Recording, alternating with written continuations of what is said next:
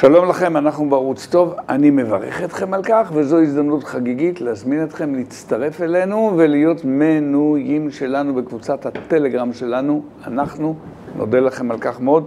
אורחנו אור יששכר, שלום לך. שלום, שלום. ראש מחלקת המחקר בביטחוניסטים, ארגון חשוב ונכבד כשלעצמו, וגם תופס פה איזה קתדרה קטנה. היום הקתדרה שלך היא המשך לקודמת, אוסלו על הפרק, במלאת 30 שנה להסכם הנפלא ההוא, בחשבון הנפש שאנחנו עושים ומצווים לעשות בעקבות ההצלחה האדירה של הסכמי אוסלו. יאללה, סיכמתי את השיחה הקודמת שלנו. לחלוטין. בסוף השיחה עמדנו על נקודה אחת מאוד מאוד מאוד חשובה. האם נכנה זאת כך, אפשר ללמוד בכלל מהכישלון ההוא משהו, אבל לפני כן אני רוצה להתחיל, סיכמתי את זה במשפט, זה היה יותר מורכב, כן. ואני רוצה להתחיל במשהו אחר לגמרי, בדרך זה לזרום. בוא נעשה את חשבון הדמים.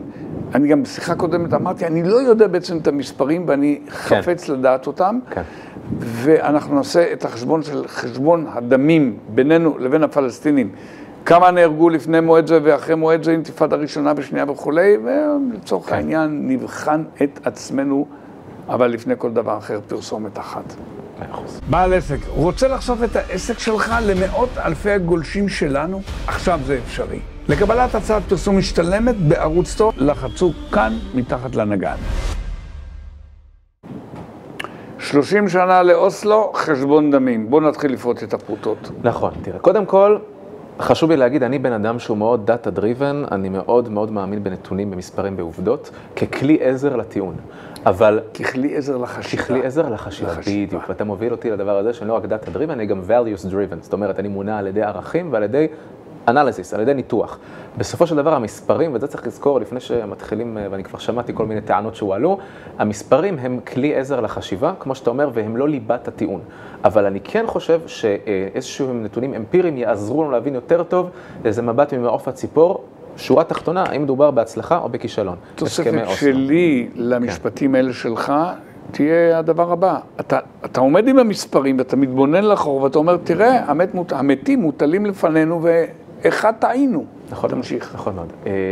אנחנו מדברים ככה, לאחר הסכמי אוסלו נחתמו ב-13 בספטמבר 93, 94 התחילו ליישם אותם, 1 ביולי 94 ערפאת מגיע לעזה, ינואר 96 שלב ב', כל יתר הערים הפלסטיניות בשטחי A ו-B מוענקים לרשות הפלסטינית, לשליטה ביטחונית בחלקם ואזרחית בכולם.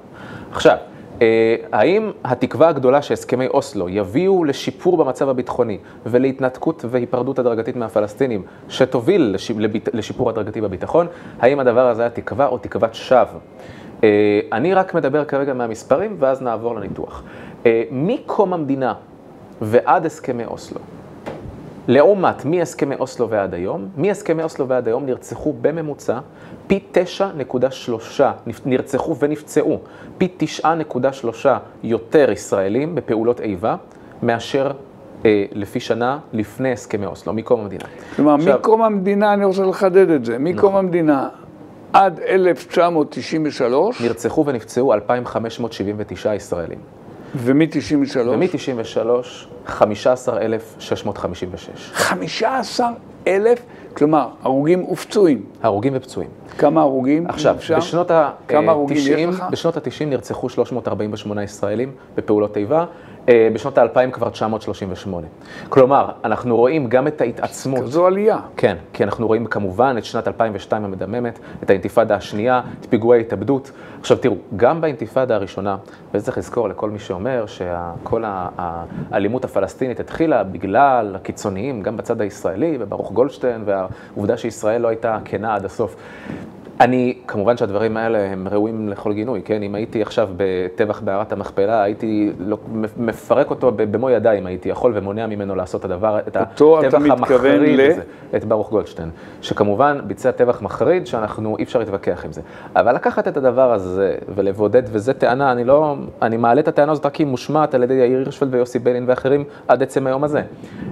אני רוצה להבין, אני לא שמעתי את הטענה, ברוך גולדשטיין הוא האיש שהאשם באינתיפאדה הראשונה? זו הטענה? לא הראשונה, כי הייתה לפני הסכמי אוסלו, אבל מה שהם אמרו, וזה יוסי ביילין, אני מצטט לך, כן, שיוסי ביילין פתח את שערי הגיהנום על מדינת ישראל.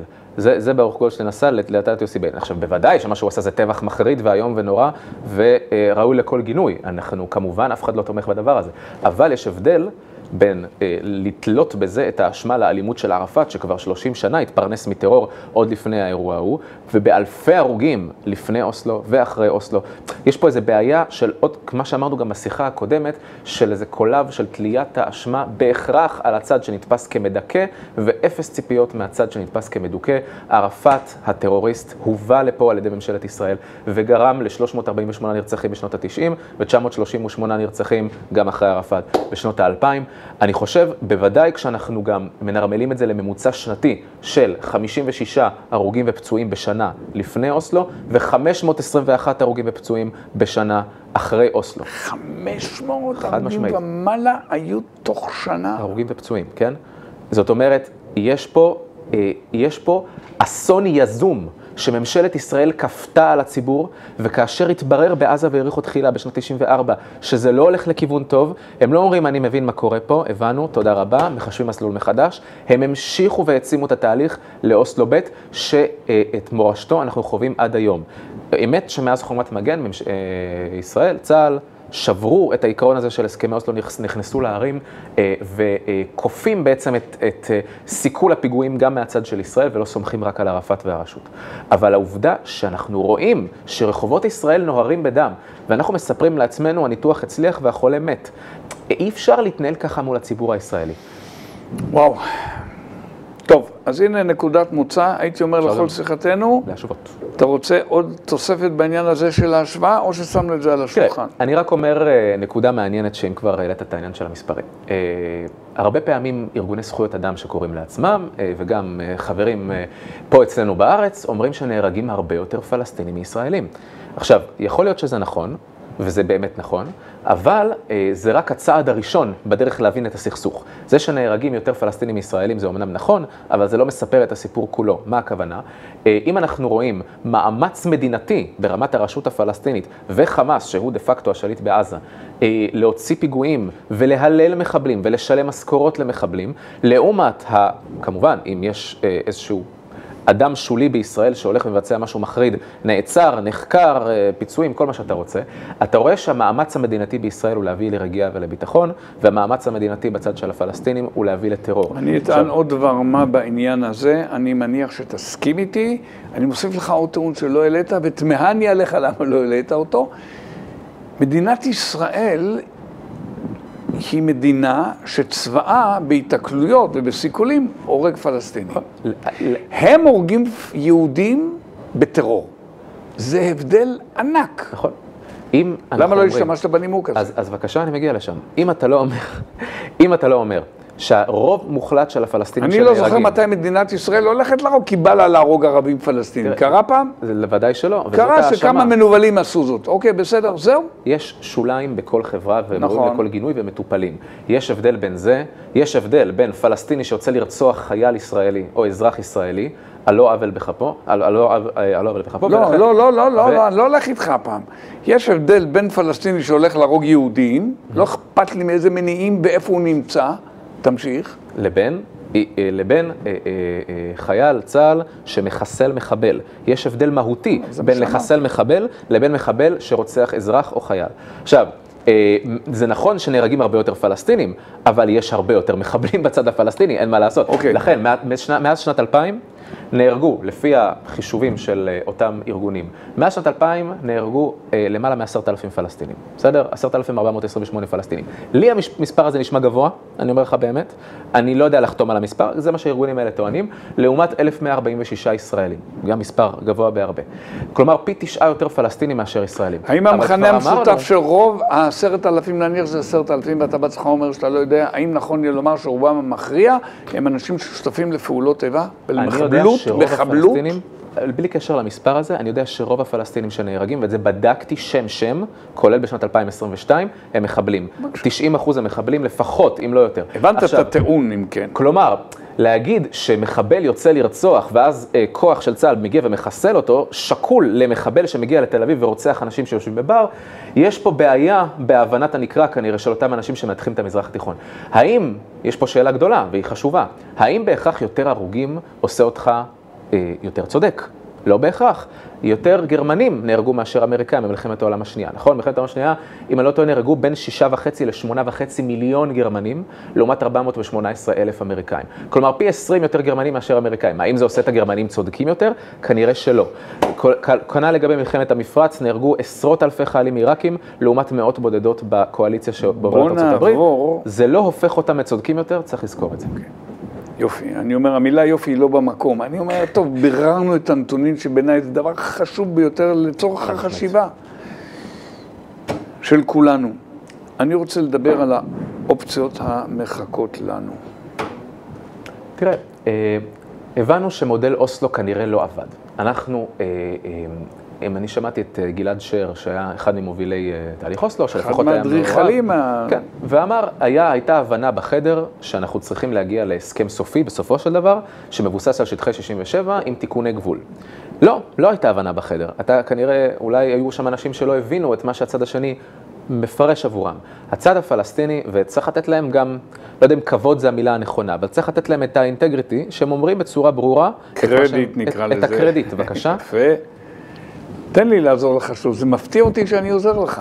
אתה תמיד עוזר לי. ישנה האמנה הפלסטינית הידועה, כבר לא כל כך ידועה לצערי הרב, תגיד לי, ששם כתובים כל הדברים הרעים שהם... אמת. ושהם אף פעם לא ויתרו על כלום. להפך.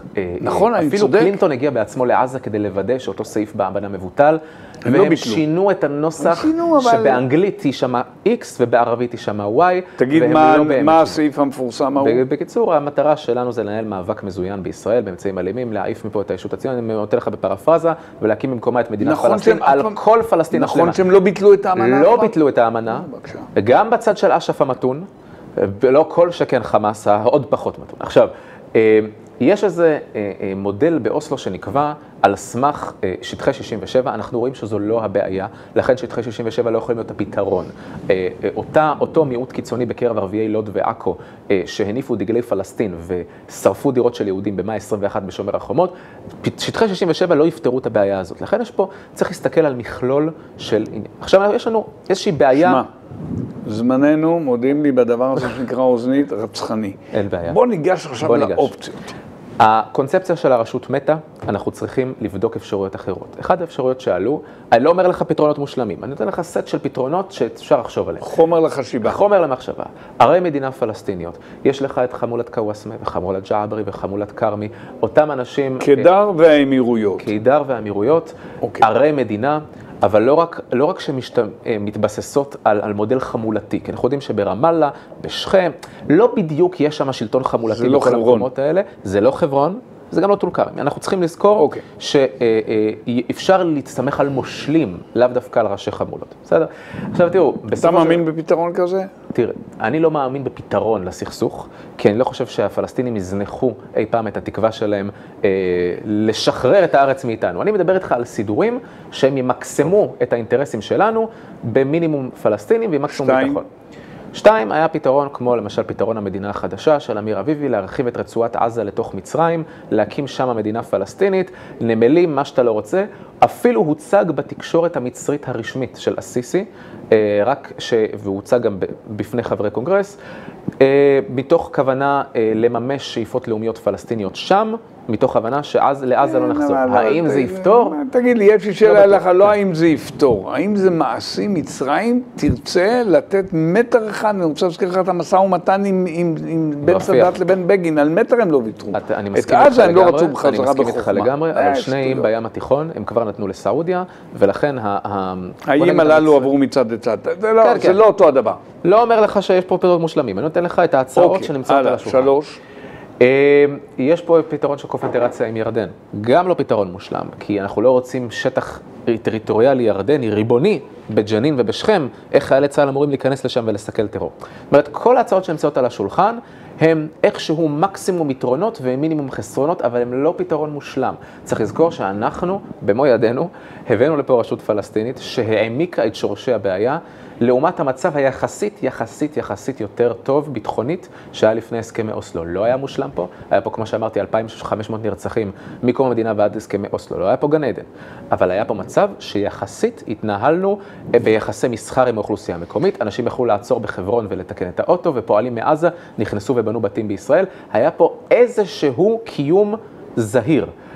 ברגע שהביאו את ערפאת וחבורתו, אני חושב שגם עבור הפלסטינים העמקנו את הסכסוך בצורה שסיבכה אותנו בפלונטר לעוד שנים רבות קדימה. עם זה אנחנו צריכים להתמודד היום.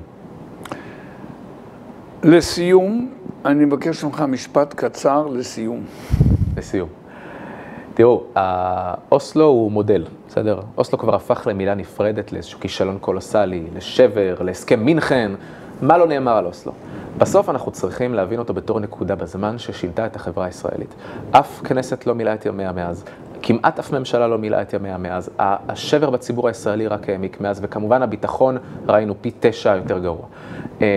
אנחנו צריכים להסתכל על הטעויות האלה ברצינות ובכובד ראש, מפני כל מי שמפנטז על היפרדות מהפלסטינים, אנחנו פה והם שם.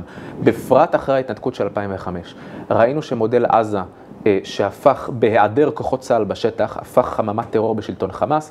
ראינו את שטחי A ו-B שהופכים לחממת טרור עד חומת מגן. מאות נרצחים בישראל, יש מחיר דמים לשגיאות כאלה. ולכן אנחנו צריכים ללמוד מהמודל הזה, ובצורה מפוכחת קדימה להגיד, בקעת הירדן, שטחי C, שליטה באזורים אסטרטגיים, ניהול אזרחי עצמי פלסטיני, על בסיס העקרונות האלה חייבים להתקדם. עוד מילה על מילותיך, והנה שמת תוכנית על השולחן. בעצם שמת תוכנית עכשיו. כן. אופציה נוספת שלא דיברת בה קודם, מזל שביקשתי ממך עוד משפט סיום. טוב מאוד. אורי שחר, אני מודה לך מאוד. תודה. שוב גרמת לי, אני מקווה שלנו, לחשוב, להרהר, לבדוק את הדברים, לראות את סיכומי הדברים. בפרק הזה של המספרים, לראות את המספרים, שזה וואו אחד גדול, טוב מאוד ששמנו אותו על השולחן. אני מודה לך. תודה רבה. תודה לכם, גבירותיי ורבותיי. שלום, ביי ביי ולהתראות. 750,000 צופים וצופות מדי חודש ביוטיוב שלנו, ורק 60,000 מנויים. כנראה שעדיין לא נרשמתם. למה אתם מחכים? לחצו עכשיו על כפתור ההרשמה.